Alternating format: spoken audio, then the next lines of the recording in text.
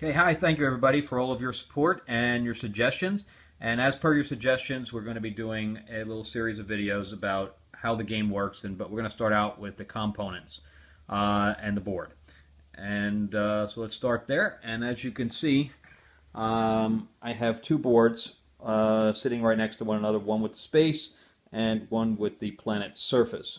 So, disclaimer to begin with, obviously we don't have all the components made, or else we wouldn't have done the Kickstarter video to begin with. So we are using elements from other games, specifically Imperial Assault, as you can see the Stormtroopers there, and X-Wing. We're going to use a couple of the ships from X-Wing, and some figures from other games such as Last Night on Earth and Fortune and Glory. So shout out to my friends over at Flying Frog, and of course the group over at Fantasy Flight. So we have three figures actually made. The first is the Alexa figure, and the second is the Jace figure, and we have the ship for the Destiny Aurora. And you can see the size per my hand that they're pretty big. In fact, when you compare the Stormtrooper to the Alexa figure, you'll see that they're slightly bigger. So I don't think that that's going to change, but they definitely will never be smaller than the Stormtrooper figures from Imperial Assault. And let me know if you think that I need to have them at a specific size. If not, I kind of like them a little bigger because we can paint them. Of course, the figures I'm using, I've already painted from other games, so these will not come painted. And I didn't paint the ones that we've actually done so far because I'm sure you guys can do a better job than I can. So we're going to start with the building of the boards. Okay, so as far as the boards are concerned, you can see, move that, you'll see the little puzzle piece outline on all the boards, and that includes the game board here as well. You can see the black outline.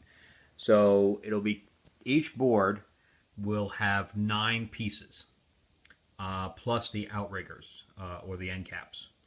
So, and you'll see the actual pieces missing there for the end cap.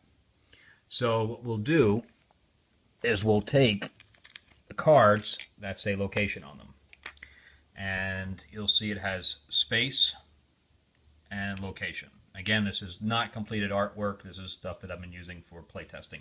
We've been playtesting now for the last 6 months. So you'll see a satellite, which there would be the satellite side, and the derelict ship, which is over there. And each one of these, of course, I've already picked out the ones that we have for the board. So you'll have it two-sided. You'll have additional centerpieces, at least for the for this game board. So you'll build that, and then you'll just take the cards that correspond, and the other ones you'll discard.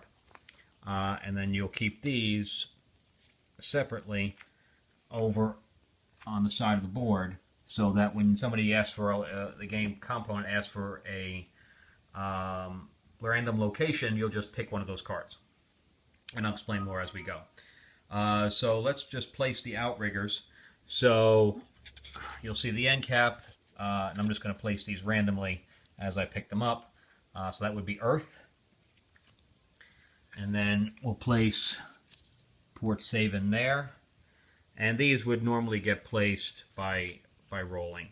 We'll have the red mission planet there, and then the green mission planet will go on the end. And then the same thing over on the planet. And these make less difference where they end cap, because what they are numbered landing pads for your ships.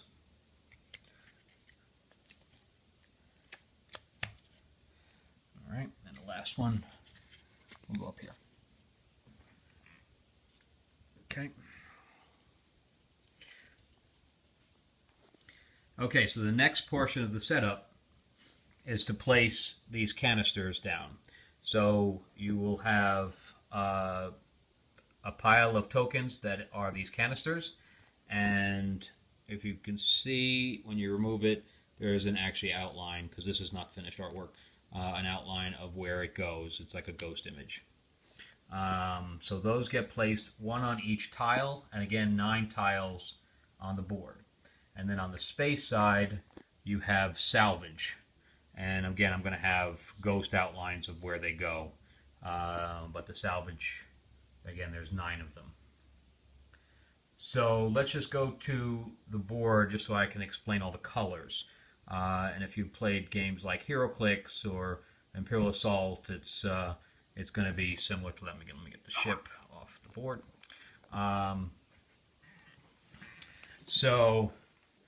Let's start with the room here. As you can see, there's green and red colors in this particular room. Green is hindering terrain, so you can walk on it. However, it'll take longer for you to get off it than get on it. So each movement point, it's 2 movement points to leave and 1 to get on it, and then 2 to get to the next green space. So it just takes you longer. However, being in hindering terrain allows for stealth, as we'll explain later, and also ranged defenses. And you also can see that there's a door here and a door here. So that's how that interior room works. Exterior, if you can see, yellow is anything that's elevated. So if you see the arrows in between, you'll travel between them, and that means that it's an incline. So down would be where the arrows are pointing. So if your character was coming from here, you can just literally walk down here, or this would be completely elevated with no way down, but you could fire from there. Red is again impassable, so you wouldn't be able to walk into the waterfall. Blue is of course water. Water is the same as green for movement. However, there is no defense value for being in the water. Water is also a place where indigenous creatures could pop out of if they are water-based. But you'll see basically all the things are the same except for this one here, and orange is a sunken terrain. So you can see the ladders going down, and so if you go into land in that space, number 1, then you'll have to take the ladders up, unless of course you have a flyer. Okay, and you'll see that those spaces are also mirrored here. Like you have the asteroids that are green. Again, you'll get defensive bonuses by being there, but it'll take you longer to get through, along with the nebula, and the derelict ship there is impassable. So for space, of course, there's no elevated terrain and no sunken terrain. So the next step is, of course, to build your crew. So these are some of the promo cards that I had printed, so you can maybe see them better, but they're promo cards. As you can see, the Kickstarter logo's on there, and of course when you actually have them printed, they will not be there. So your crew is based on your ship. So you're going to start by picking the faction of your ship. If you see the Destiny Aurora there, it has the Coalition logo on top, while the Icarus has the Renegades logo. So that shows you your faction. Of course, we could also have additional factions in the future based on expansion. So these characters here would be Coalition. I know the lighting is not that great. And Lexa, of course, is a Renegade. You see the logo matches. So each one of these, we could stick with the Lexa card, each one of these is double-sided. You can see that there's a red side and a blue side.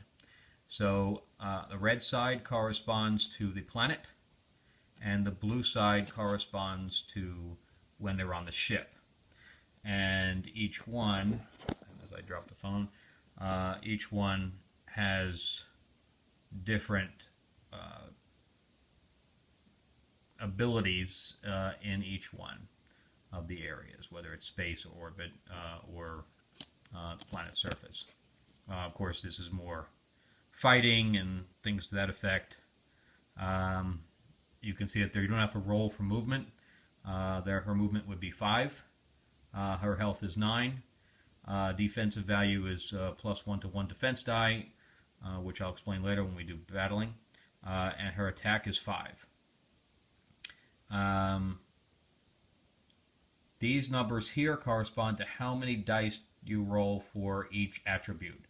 So if she has to make a leadership test, she would be rolling 5 dice, and I'll explain leadership tests and scanning tests and everything else as we go, but that's what the I is: scanning, tech, stealth, and she's not a very good medic, so don't give her a syringe. On this side, again, you have a leadership, you have scanning, you have tech, but the last two change. One is for weapons, that's your weapon systems, how well she can do weapons on the ship, and how good of a pilot she is for the second one, which is the wings. So that's how that works. But each character, of course, is completely different, and you base your crew, once you have multiple crews to choose from, on how they can work together. So going back to the Destiny Aurora, the ship itself, again on the right, the ship has various different tests, and of course those tests you can use once per turn, but are based on the crew member at the individual stations, and I'm going to explain that in a second. You can allow at this point to have 7 crew members on your ship at once. It has a 6 range, your shields are at 10, and when the shields are gone, then you'll turn the card over. On the bottom, you'll see the attack value is 1 plus the weapon operator's attack value, and the movement is 1 plus the pilot wing value. And initiative is the commander or navigation. I'm actually thinking about altering that to the highest initiative on the ship, because if your captain is still on the ship, then it might have a better initiative. So I'm possibly thinking about changing that role yet. On the ship itself, you'll have 5 different bubbles, and those bubbles correspond to the different stations on the bridge. And then up top, you'll see medbay, brig, etc. And those small little icons to the left there is your upgrade. So you'll have upgrade for weapons, or you'll upgrade for your panels. And again, your upgrade cards will have those logos that correspond. And of course, the name of the ship. So going back to the cards, you'll have 2 different types of commanders. So if you could see, Jace is an inspector. So for the Coalition, your captains are inspectors, where Lexa is purely a captain. So you'll have inspectors, captains, and we might even have different things in the future, but those all correspond to a commander thing. So we'll take our figure of Jace, and we will place him on the commander bubble. The same thing with Rovana. Rovana is a weapons expert, so we will place not the Rovana figure, but what we're going to use for Rovana figure, and we will place her on the weapons bubble. And the same thing with X, who is communications, and we're going to use IG-88 for him, and we're going to put him in communications, and Rolf will go in engineering, and then Flibby, we'll go put him in red engineering. He fell over. And we're going to use this figure for Flibby. So that would be your final setup for your ship, and of course we do the same thing over here on the Icarus for the Renegades. So, but anyway, each one of your cards has the individual stations, and you'd put them corresponding at least to start. Your characters can move between stations as the game progresses, because once you put your characters on the planet as away teams for the mission, you'll have less people, so you'll have people basically running between stations to get things to work. And that's where we're going to stop for this particular one, and then we'll move on to some of the other cards in a second.